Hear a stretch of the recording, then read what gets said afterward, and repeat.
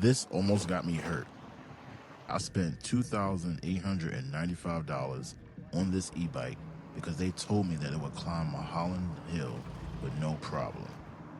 And it shut off in the middle of traffic on day one.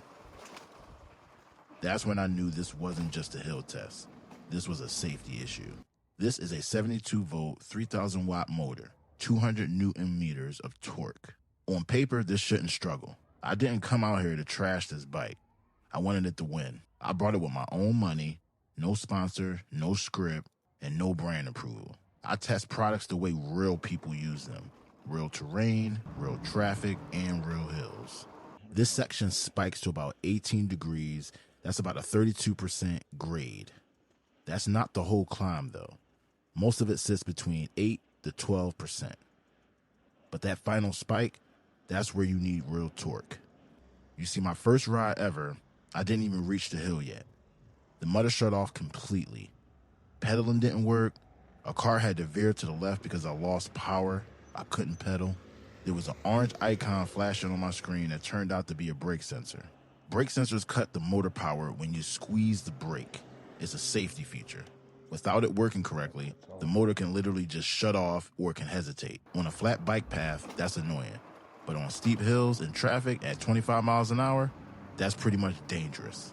I emailed them before buying this bike, sent them my exact route, then they told me it would make it up the hill easily. They test 30% grades all the time. After it shut off, they told me to unplug the connections. Then they scheduled me for a Zoom call and told me to open up the bike. Now, I paid almost $3,000 for this bike, and I know my way around a bike or an e-bike, but I'm not a bike mechanic.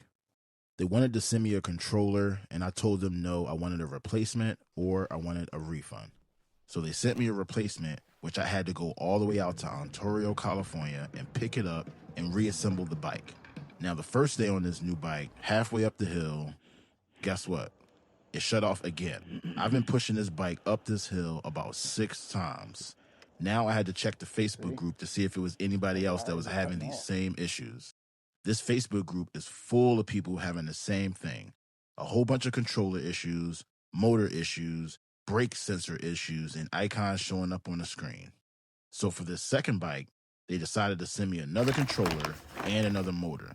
Because it didn't make it up the hill, the bike kept shutting off every single time for a brand new bike. Don't get me wrong, this bike is powerful, I give them that.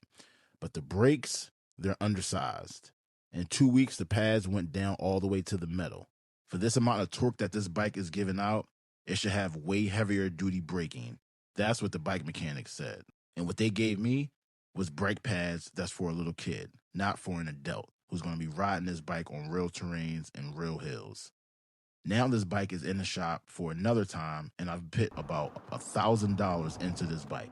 I've asked them for a refund, and they said that it was a 29% restocking fee, plus I had to pay ship. So altogether, that's about $1,300, which I don't think is right from this company who's now giving me 2 broke bikes. And I know I'm going to receive a lot of hate for this video, even though I've done everything they've asked, and all they've done is problem solve and have me be a bike mechanic. Now let's get to the real point of this video. Who this bike is for and how this bike makes sense.